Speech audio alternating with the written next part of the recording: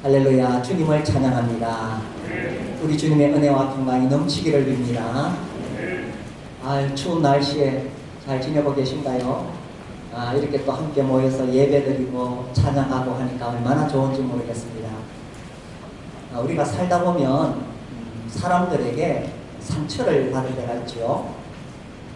그런데 어떤 사람은 그 상처로 인한 울분과 분노와 억울함 때문에 부정적인 감정이 자기 안에 계속 쌓이게 됩니다. 그러면 자기 인생 망치는 거예요. 그러나 하나님 앞에서 사는 사람은 오히려 그 상처가 영적인 내공이 됩니다. 오늘 하나님 앞에 살면 영적 내공이 쌓인다라는 제목으로 창세기 41장을 보려고 합니다. 1절에 보면 만 2년 후에 바로가 꿈을 꾼 만 2년이 흘렀습니다. 요셉이 감옥에 갇히고 술 관원장의 소식을 기다렸는데 만 2년이 흘렀습니다. 드디어 하나님의 때가 된 거예요. 하나님의 때가 되니까 하나님께서 바로에게 꿈을 꾸게 하셨지요. 그래서 여기 꿈 내용이 이제 살찐 아름다운 7 암소가 나오고 또 흉한 또 7 암소가 나옵니다. 그래서 뒤에 나온 흉한 7 암소가 살찐 7 암소를 다 잡아먹었지요. 또 한 번 더 꿈을 꾸었는데 충실한 이삭 7이 있는데 가늘고 마른 7 이삭이 나와서 그 충실한 7 이삭을 다 잡아먹었습니다. 일몽입니까? 흉몽입니까? 이 바로가 이 꿈을 꾸고 참 찝찝했겠지요. 결론이 흉몽이잖아요. 특히 이 왕좌에 있는 사람들은 이런 꿈을 꾸게 되면 굉장히 두렵습니다. 항상 왕위를 노리는 정적들이 있거든요. 그래서 마음이 무거우니 애굽 땅에 점술가들 불러들이고 현인들을 불러들여서 이게 무슨 뜻이냐 이렇게 물었는데 아무도 답을 못했습니다.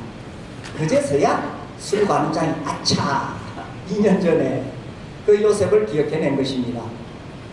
그래서 이제 요셉을 불러들이지요. 여기 14절에 보면 이에 바로가 사람을 보내어 요셉을 부르매 그들이 급히 그를 옥에서 내놓은지라 요셉이 곧 수염을 깎고 그의 옷을 갈아입고 바로에게 들어가니 요셉이 2년 동안 탈옥하지 않고 있었습니다. 탈옥했으면 어디 가서 요셉 찾겠어요. 요셉은 하나님의 때가 올 때까지 자기를 잘 지키고 기다렸습니다. 이것이 참 중요하지요. 좀 어렵고 힘들더라도 하나님의 때를 기다리면서 자기를 잘 지켜야 됩니다. 그래서 이제 바로가 요셉을 찾으니 바로 찾아왔습니다. 그래서 이제 요셉에게 묻지요. 15절 바로가 요셉에게 이르되 내가 한 꿈을 꾸었으니 그것을 해석하는 자가 없더니 들은즉 너는 꿈을 들으면 능히 푼다 하더라. 이렇게 말했습니다. 너는 꿈을 들은즉 능히 푼다 하더라. 자, 이때 요셉의 대답을 보세요. 16절 우리 같이 한번 읽어볼까요? 시작. 요셉이 바로에게 대답하여 이르되 내가 아니라 하나님께서 바로에게 편안한 대답을 하시리이다. 이게 그냥 툭 튀어나온 말이 아닙니다. 바로는 요셉에게 너는 능히 푼다 하더라 하면서 요셉에게 무엇을 기대했습니다. 그런데 요셉의 대답은 단호합니다. 내가 아니라, 원래 이 원어의 의미가 나는 아무 상관이 없습니다. 내가 아니라 하나님께서 바로에게 편안한 대답을 하십니다. 요셉의 삶의 중심에는 항상 하나님이 계셨습니다. 요셉은 늘 하나님 앞에서 살아왔습니다. 이게 그냥 툭 튀어나온 말이 아니에요. 요셉이 형들에게 팔려서 지금 이 이집트 땅에 노예로 왔잖아요. 아마도 요셉은 그때부터 굳게 마음을 정했던 것 같아요. 이 낯선 땅에 와서 내가 어떻게 살아남을까? 내가 하나님 앞에서 살리라. 또 한편 저는 이것을 추측해 보면서 야, 이 4대째 신앙이라는 거 이거 절대 무시할 수 없다 이런 생각이 듭니다. 지금처럼 요셉이 성경을 가지고 있는 거 아니에요. 다만 아버지의 하나님, 할아버지 하나님, 정조 할아버지의 하나님, 아브라함, 이삭, 야곱의 하나님, 뒤로 들어왔던 그 하나님. 요셉은 그 하나님 앞에서 살기로 마음을 정한 것 같아요. 그래서 요셉의 삶을 보면은, 그의 고백을 보면 항상 하나님이 나옵니다. 이 요셉이 보디발의 집에서 보디발 아내의 유혹을 받잖아요. 그 젊은 혈기 있는 그 젊은 요셉이 유혹을 받을 때 뭐라고 대답합니까? 39장 9절에 보시면요, 그 하반부에 당신은 그의 아내입니다. 그런즉 내가 어찌 이 큰 악을 행하여 뭐라고 합니까? 하나님께 죄를 지으리까? 자, 인간적으로 보면 누구에게 죄를 짓는 거예요? 보디발에게 죄를 짓는 거예요. 그 큰 죄죠. 자기를 아껴준 그 주인에게 죄를 짓는 것이 큰 죄입니다. 그러나 요셉의 더 큰 관심은 하나님께 있었어요. 내가 어찌 큰 악을 행하여 하나님께 죄를 지으리까? 요셉은 하나님 앞에서 사는 사람이었습니다. 그 뒤에 이제 이 모함을 받아서 감옥에 갇히잖아요. 그때 이 두 관원장이 꿈을 꾸고 근심하고 있을 때에 요셉이 이렇게 말합니다. 40장 8절, 여기도 후반부 보세요. 요셉이 그들에게 이르되 해석은 하나님께 있지 아니하니까. 그냥 요셉은 입을 열면 하나님이 나옵니다. 왜냐하면 그의 삶의 중심에 하나님이 계시기 때문에. 요셉은 하나님 앞에서 살았기 때문에. 이 41장 16절에 요셉의 말이 그냥 튀어나온 거 아니에요. 내가 아니라 하나님께서 바로에게 편안한 대답을 하시리라. 하나님 앞에서 사는 사람은 하나님이 중심에 계시고 하나님을 중심으로 살아가는 겁니다. 자, 요셉의 이 13년의 세월을 한번 생각해 봅시다. 형들에게 팔려가지고 이집트 땅에 와서 노예가 되었습니다. 얼마나 비참하겠어요. 고대 시대에 노예라는 거 얼마나 비참하겠어요. 거기다가 억울하게 감옥에 갇혔어요. 얼마나 억울합니까? 이 마음에 이 상처, 형들에게 받은 상처, 분노, 울분, 그리고 억울함, 이 부정적인 생각 가지고 이렇게 살았다면 요셉은 그런 부정적인 감정 때문에 자기 인생이 망했을 것입니다. 그러나 요셉은 하나님 앞에서 살았기 때문에 그 부정적인 감정이 자기 안에 계속 쌓인 게 아니고 하나님 앞에서 살았기 때문에 영적인 내공이 쌓인 겁니다. 우리가 살면서 다 상처를 받잖아요. 우리 다 고슴도치 같은 사람들입니다. 적당한 거리에서는 괜찮은데 좀 가까이 가다 보면 서로 찔러요. 그 상처를 안고 계속 살아가면 내 인생 망치는 겁니다. 자, 요셉의 인생 보세요. 17살 달려와서 30살 총리 될 때까지 얼마나 그 상처가 났습니까? 그러나 요셉은 하나님 앞에서 살았습니다. 그러다 보니 영적인 내공이 쌓였고 항상 하나님이 그의 입에서 나왔고 이 16절의 고백이 이렇게 나온 거예요. 이 영적인 내공이라는 것은 하루아침에 쌓이는 게 아니죠. 평소에는 하나님 잘 믿을 수 있습니다. 교회에 와서 봉사도 하고 또 자기 사역도 잘하고 하나님 잘 믿는 것처럼 보여요. 그런데 영적인 내공이 약하면 결정적인 순간에 하나님이 드러나지 않고 자기가 드러납니다. 결정적인 순간에 내 안에 있는 자아가 탁 올라옵니다.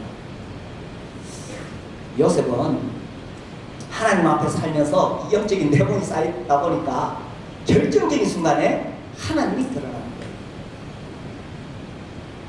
하나님 앞에 사는 사람은 자기를 높이지 않고 하나님을 높이죠. 바로가 너는 엉덩이 푼다더라 했을 때 요셉이 우쭐할 수 있잖아요. 아, 내가 좀 하지. 근데 요셉은 전혀 그렇게 생각하지 않았습니다. 하나님 앞에 사는 사람은 하나님을 높입니다.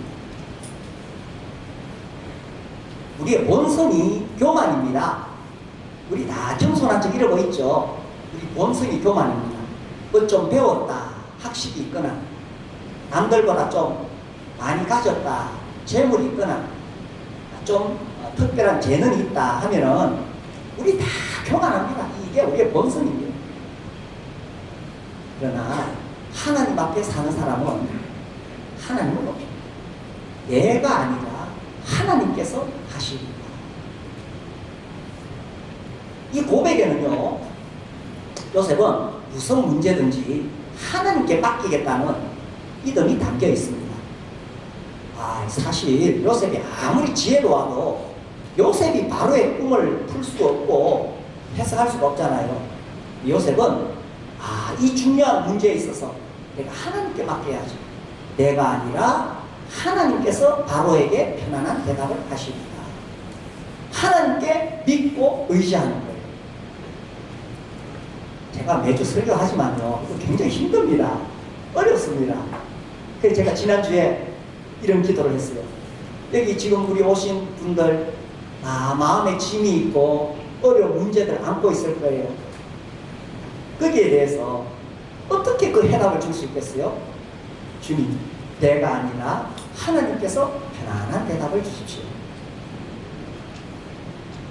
우리가 살면서 가지고 있는 수많은 문제들 내가 주인이 되어서 풀어가려고 그러면 답이 없습니다. 그러나 내가 아니라 하나님이 편안한 대답을 하십니다.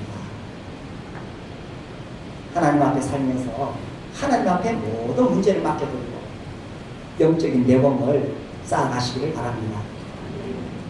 자, 이렇게 이제 대답했을 때에 17절부터 이제 바로가 요셉에게 자기 꿈 이야기를 쭉 합니다. 우리가 읽어봤지요. 7 암소, 흉한 암소, 7 충실한 이사, 가늘고 메마른 7 이사. 그래서 뒤에 나온 놈들이 앞에 나온 걸 다 잡아먹었어요. 그때 25절 보세요. 요셉이 바로에게 아뢰되 바로의 꿈은 하나라. 하나님이 그가 하실 일을 바로에게 보이심이니이다. 자, 하나님 앞에서 사는 사람은 초점이 항상 하나님께 있습니다. 하나님께서 무슨 일을 하시려고 하는가. 그리고 하나님 앞에서 사는 사람은 하나님께서 그에게 하나님께서 하시는 일을 보여주신다는 거예요. 그래서 하나님이 그가 하실 일을 바로에게 보이십니다 하고 요셉은 바로의 꿈을 해석하기 시작합니다. 앞에 나온 7 암소는 흉년 7년이요. 뒤에 나오는 흉한 7 암소는 흉년 7년입니다. 그래서 흉년이 7년 들고 그 다음에 흉년이 7년 드는데 그 뒤에 나오는 흉년 7년이 너무 심해서 앞에 나온 그 7년 흉년을 다 잊어버릴 만큼 심한 기근이 올 것이다. 이렇게 해석을 합니다. 자, 그렇게 해석하면서 32절에 바로께서 꿈을 2번 겹쳐 보신 것은 하나님이 이 일을 정하셨습니다.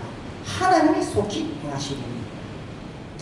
자, 이 요셉의 고백에서 계속 공통적으로 반복해서 나오는 것을 느끼시겠죠. 요셉은 늘 하나님을 주목하고 있습니다. 하나님께서 지금 이 일을 바로에게 보이셨습니다. 하나님께서 정하셨습니다.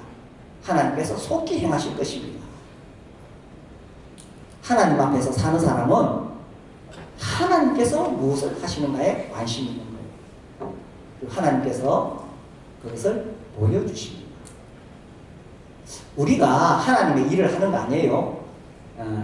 하나님을 경험하는 삶, 우리 3공부 시간에 합니다. 헨리 블랙가비의 책인데 제가 그 책 보고 정말 감동받았어요. 우리는 내가 뭔가 하나님을 위해서 일을 하려고 하죠. 그게 아니래요. 그게 아니고 하나님은 항상 당신 주위에서 일하고 계십니다. 하나님 지금 내 주위에서 항상 일하고 계세요. 내가 그 하나님의 일을 찾아서 그 일에 동참하는 겁니다. 내가 주인이고 내가 주도적인 것이 아니라 하나님께서 하시는 일에 동참하는 거예요.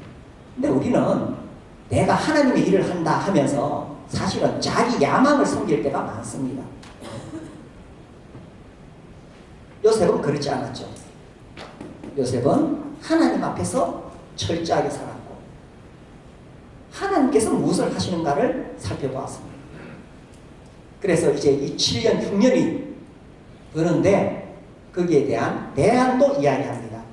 이 33절에 이제 바로께서는 명철하고 지혜 있는 사람을 택하여 애굽 땅을 다스리게 하시고 34절 바로께서는 또 이같이 행하사 나라 안에 감독관들을 두어 그 7배 풍년에 애굽 땅의 5분의 1을 거두되 20%를 저축하라는 거죠.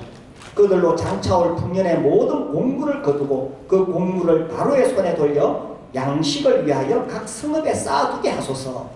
이와 같이 그 공물을 이 땅에 저장하여 애굽 땅에 임할 7해 흉년에 대비하시면 땅이 이 흉년으로 말미암아 망하지 아니하리다. 야, 참 현명한 대안이지요. 누가 봐도 참 적절한 대안입니다. 우리 지금 재정의 삶 계속 하고 있는데 우리 청소년들도 저축하세요. 있는데 다 쓰면 안 돼. 여기 보니까 20%를 저축하네요. 나중에 넉넉할 때 나중에 어려울 때를 위해서 미리 저축하는 거예요. 자, 아무튼 이 요셉이 정말 훌륭하고 현명한 대안을 내놓았습니다. 우리가 요셉에게 물어봅시다. 요셉, 어떻게 그런 훌륭한 대안이 나왔습니까? 요셉이 뭐라고 말하겠어요? 내가 아니라 하나님께서 알려주셨습니다. 하나님 앞에서 사는 사람에게 하나님께서 문제 해결력을 주십니다.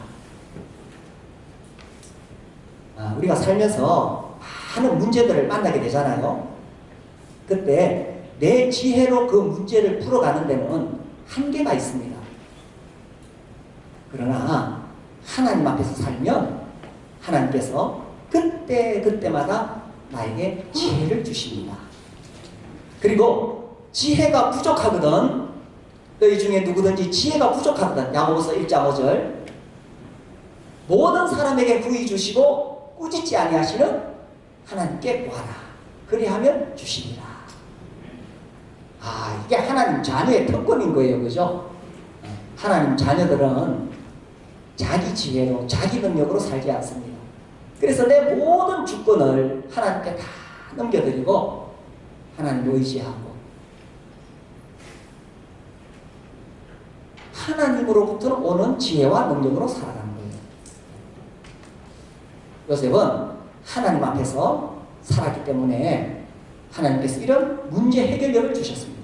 하나님 앞에서 사는 사람은 이 영적인 내공이 계속 쌓이게 되고, 그러면 하나님께서 이 영적인 통찰력을 주시는 거예요.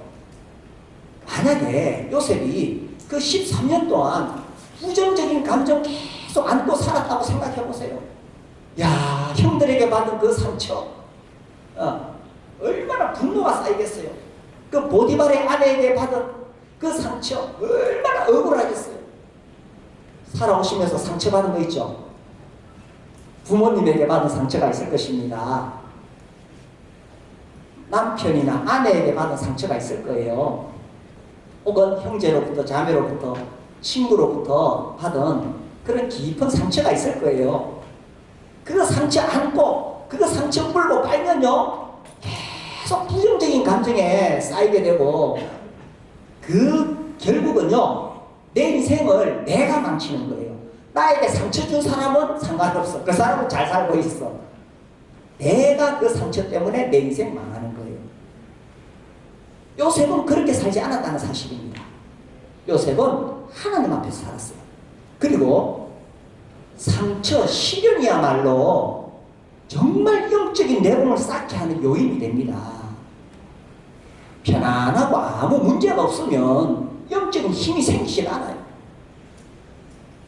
그러나 상처가 있고 아픔이 있고 고통이 있고 그것을 하나님 앞에서 이겨낼 때 그때 영적인 내공이 쌓이는 겁니다. 진주가 그냥 만들어지지 않잖아요. 잘 아시죠? 그 조개가 모래알을 품고 고통하면서 거기서 진주가 나오지요. 시련 당할 때, 상처 입을 때, 그때 하나님 앞에 살게 되면 그것이 진주가 되는 겁니다. 그것이 나에게 영적인 내공으로 쌓이는 겁니다. 요셉은 이 현명한 대안을 잘 내놓았습니다. 자, 생각해 보세요. 7년 흉년이라. 7년 흉년. 다 굶어 죽습니다. 지금처럼 문명이 발달한 시대라 할지라도 7년 흉년 들어봐요. 그 나라 다 망합니다. 나라 무너집니다. 다 굶어 죽습니다. 하물며 고대 시대에 7년 흉년이 든다. 다 굶어 죽습니다. 그러나 하나님께서 하나님 앞에서 사는 사람에게 문제 해결력을 주신다는 거예요. 우리가 하나님 앞에서 살면 하나님께서 나에게 문제 해결력을 주십니다. 그래서 살면서 상처가 있고 아픔이 있고 고통이 있을 때에 그것을 가지고 주님 앞에서 살게 되면 하나님 주시는 영적인 통찰력으로 우리가 문제를 헤쳐나갈 수가 있습니다. 그래도 부족하면 야고보서 1장 5절 말씀, 너희 중에 누구든지 지혜가 부족하거든 모든 사람에게 후히 주시고 꾸짖지 아니하시는 하나님께 구하라. 그리하면 주시리라. 이게 하나님 자녀의 특권입니다. 자, 그래서 이제 이 바로가 너무 감동을 받았어요. 야, 이렇게 명철한 젊은이가 어디 있는가? 이 37절 보세요. 바로와 그의 모든 신하가 이 일을 좋게 여긴지라. 38절 우리 같이 한번 읽어봅시다. 시작. 바로가 그의 신하들에게 이르되 이와 같이 하나님의 영에 감동된 사람을 우리가 어찌 찾을 수 있으리요. 야, 이렇게 하나님의 영에 감동된 사람이 어디 있느냐? 이 바로가 하나님을 얼마나 알았을까요? 그 시대에 바로가 어떻게 하나님을 알 수 있었을까요? 아브라함 시대 때부터 이집트와 교류가 되었지요. 바로와 이렇게 만났습니다. 그래서 이집트 파라오는 하나님에 대한 약간의 지식이 있었을 것입니다. 그런데 이 요셉하고 딱 대면해서 이야기를 해보니까 요셉의 이야기를 들어보니까 정말 놀라운 지혜가 넘치거든요. 그래서 감동이 터져나왔습니다. 이와 같이 하나님의 영에 감동된 사람을 우리가 어찌 찾을 수 있으리요 하면서 바로가 감동을 먹었네. 이교도인 바로가 요셉 앞에서 이런 고백을 한 것입니다. 우리가 정말 하나님 앞에서 살면, 내가 성령 충만하면 예수님 안 믿는 사람도 알아본다는 사실입니다. 교회에서야 다 알아보죠. 김영재, 침례받았지 형제, 다 알죠. 학교에서 내가 하나님 믿는 사람인지 아느냐 하는 것입니다. 직장에서 내가 하나님 믿는 사람인지 아느냐 하는 거죠. 정말 내가 하나님 앞에서 살면 안 믿는 사람도 나를 보고 알아본다는 것입니다. 이게 정상이죠. 자, 바로가 너무 감동했어요. 그래서 이 30살 먹은 젊은이를 대제국 이집트에 총리로 세웁니다. 여기 보세요. 39절.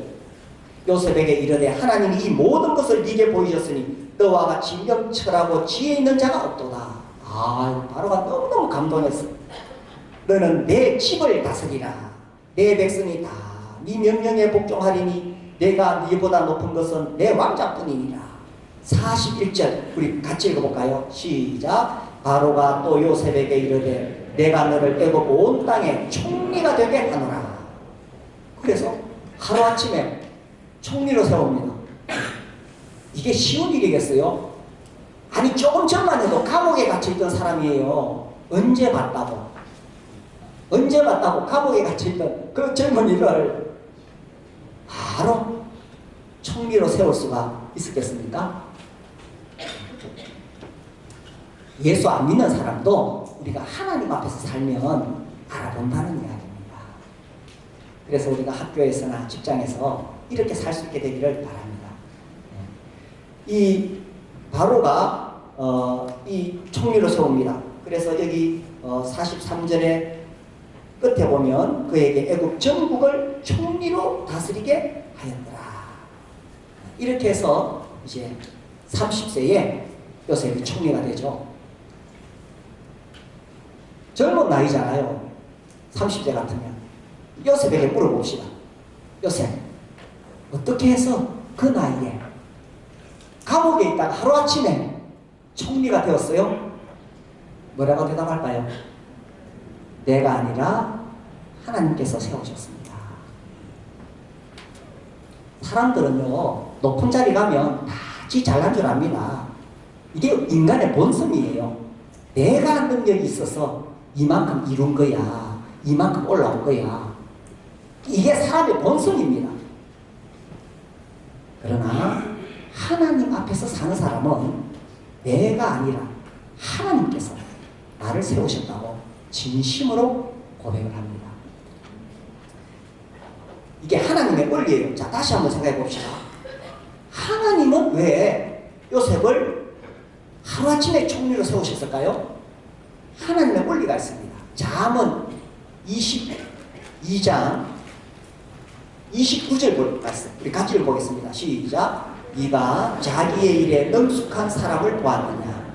이러한 사람은 왕 앞에 설 것이요 천한 자 앞에 서지 아니하리라. 요셉이 보디발의 집에서 종살이 할 때 대충 하지 않았죠. 정말 열심히 성실하게 일했습니다.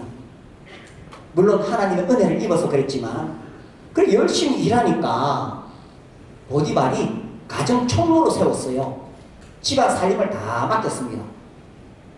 또 요셉이 감옥에 갇혔을 때도 거기서도 충실하게 일하니까 간수장이 요셉에게 행정 모든 재반 사무를 다 맡겼습니다.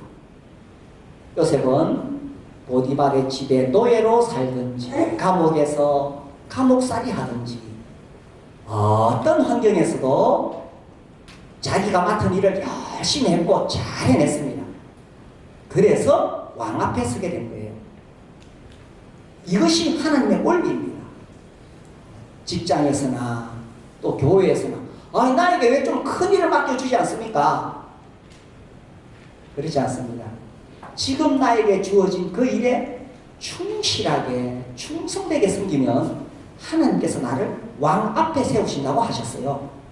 하나님의 말씀이 그대로 이루어지는 거예요.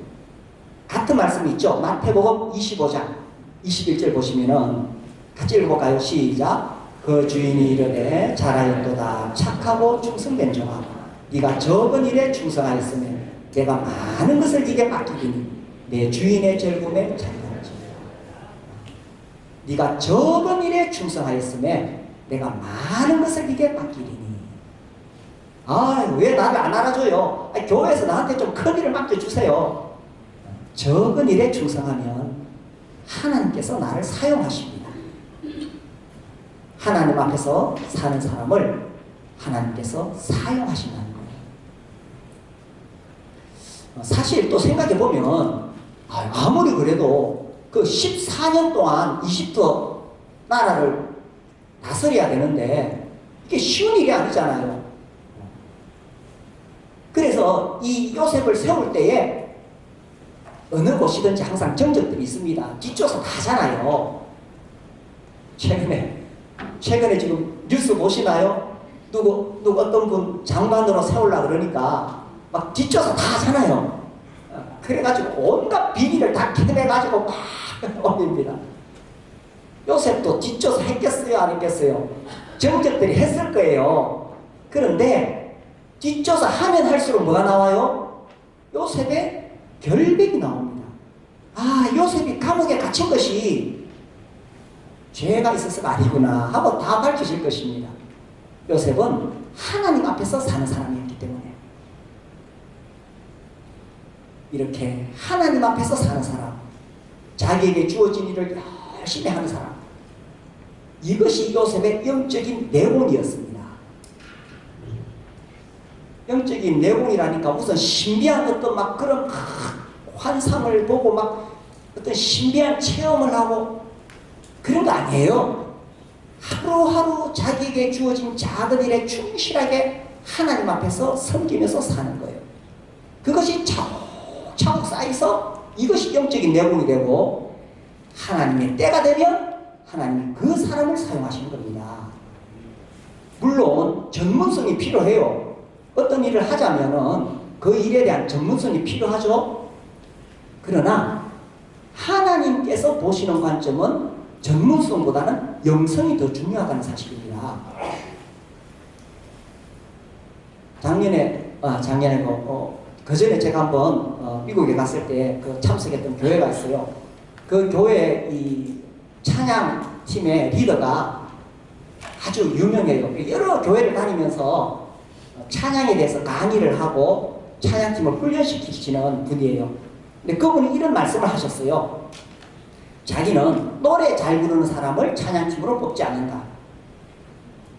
그렇게 중요하지 않더라는 거예요. 그럼 누구를 뽑느냐? 예배 잘 드리는 사람을 찬양팀으로 뽑는다는 거예요. 저는 거기에 100번 동의합니다. 정말 하나님을 사랑하고 하나님을 높이기를 원하고 하나님께 예배 잘 드리는 사람이 찬양팀 자격이 있습니다. 노래 조금 못 불러도 돼요. 왜냐하면 하나님은 그런 예배를 받으시기 때문에. 작년 말에 이 영남 지역에 이 목회자 장로님들 모이는 그 날이 있었어요. 제가 그때 이 AI에 대해서 설명을 좀 했습니다. 대체로 다 연세 드신 분이라서 챗 GPT가 뭔지 모르시더라고요. 제미나이, 노트북 LM 그러니까 처음 들어보신대. 그때 제가 이런 이야기 했어요. 교회에서 청년들이 나와서 말씀 전할 때에 절대로 AI 쓰게 하지 마라. 우리 청년들이 챗 GPT, 제미나이 쓰면 금방 설교문 만들어냅니다. 그렇게 하지 말라고 제가 꼭 부탁을 드렸어요. 그렇게 하면 안 돼요. 그렇게 하면 영적인 내공이 쌓이지 않아요. 하나님 말씀을 붙잡고 기도하고 연구하고 땀 흘리고 그렇게 하면서 영적인 내공이 쌓이고 그것이 영성이 되는 겁니다.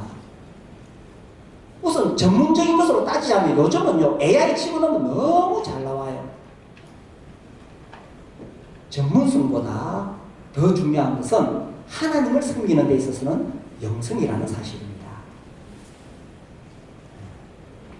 요셉은 그렇게 영적인 내공을 차곡차곡 쌓아왔기 때문에 하나님의 때가 되었을 때 하나님께 쓰임을 받는 거지요. 우리도 살면서 이런저런 상처를 많이 받지요. 또 시련을 당합니다. 그런데 오히려 그것이야말로 우리가 하나님 앞에서 살면서 영적인 내공을 쌓을 수 있는 좋은 기회입니다. 하나님 왜 나에게 이런 어려운 일이 생깁니까? 그것이야말로 내가 하나님 앞에서 살 때에 나로 하여금 이 영적인 힘, 영적인 내공이 쌓이게 하는 좋은 기회입니다. 그래서 시련을 많이 겪은 사람, 정말 하나님 앞에 살면서 시련을 많이 겪은 사람은 그 안에 강한 힘이 있습니다.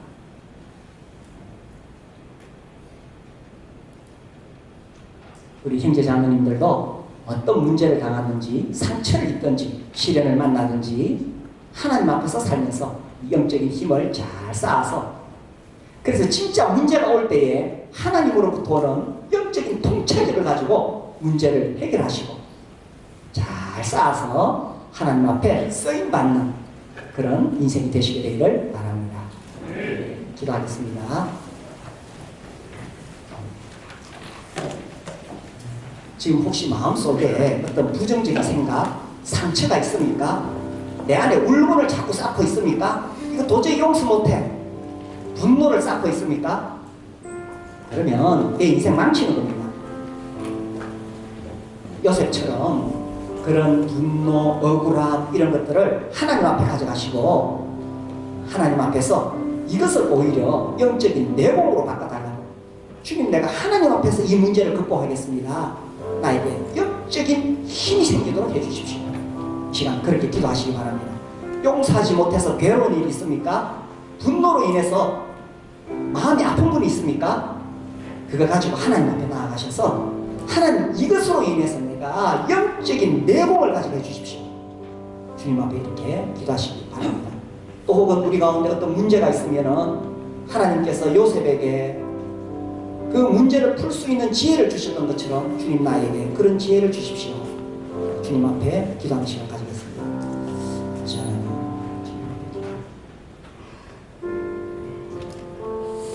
주님 이 시간